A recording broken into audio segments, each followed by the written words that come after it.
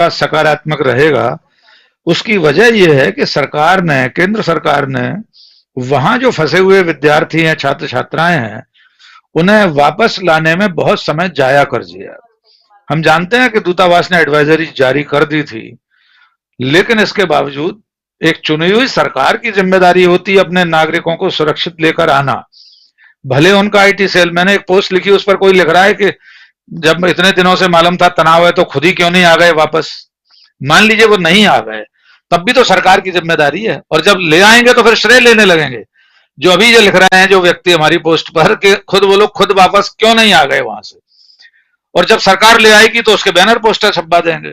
क्योंकि जो पार्टी पुलवामा के शहीदों के नाम पर वोट मांग सकती है, और जो माननीय प्रधानमंत्री पहली बार के वोटरों से, जो 18 साल के होने पर पहली बार वोट देने जा रहे थे, उनसे उन्होंने कहा था क्या आपका पहला वोट पुलवामा के शहीदों के नाम पर नहीं हो सकता?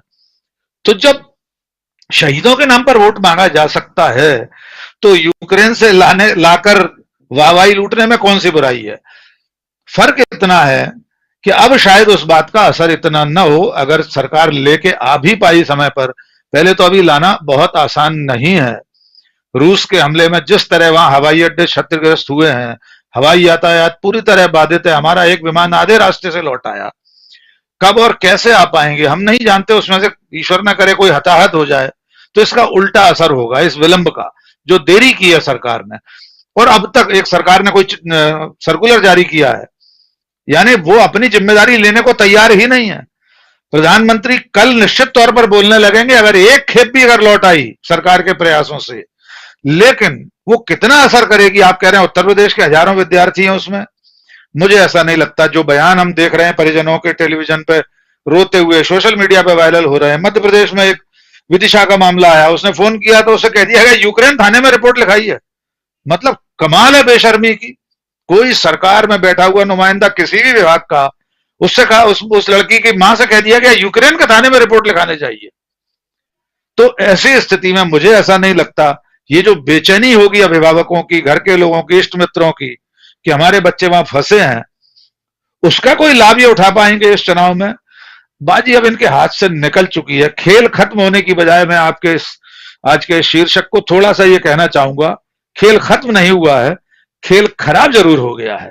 अब इस खराब खेल को वे अगले 3-4 चरणों में कैसे सुधार पाते हैं, कैसे काबू में लाएंगे, मुझे नहीं मालूम। एक आखिरी बात कहकर मैं आपसे अनुमति लूंगा। मैंने आपसे निवेदन किया था, मुझे 7:30 बजे अनुमति चाहिए। प्रधानमंत्री का जो भाषण आपने सुनवाया उसमें आखिरी वाक्य जो था कि हमने गंगा की सफाई को सांप्रदायिक नजरिए से नहीं देखा। अरे भाई, गंगा की सफाई में प्रधानमंत्री जी क्या सांप्रदायिक नजरिए से देखना चाह रहे हैं?